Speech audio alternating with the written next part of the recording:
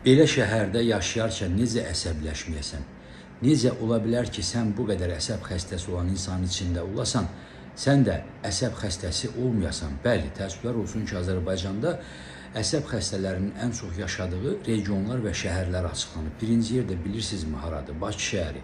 Azərbaycanda olan təqribən 350 minə yaxın əsəb xəstəsinin 140 minə yaxını Bakı şəhərində yaşayırmış. Yəni demək olar ki, hardasa yarısına qədəri əsəb xəstələrinin Bakıda yaşayır. Yəni biz də onların içərisində bir yerdə yaşayırıq. Ola bilər ki, onlardan da biri elə bizik.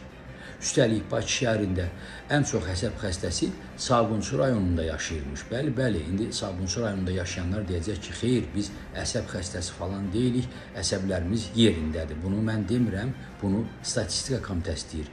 İkinci yerdə isə Xətai rayonunda əsəb xəstələrinin sayı çoxluq təşkil edir. Əsəb xəstələri orada 23 min nəfərdir, Sabunçuda isə 25 min nəfər.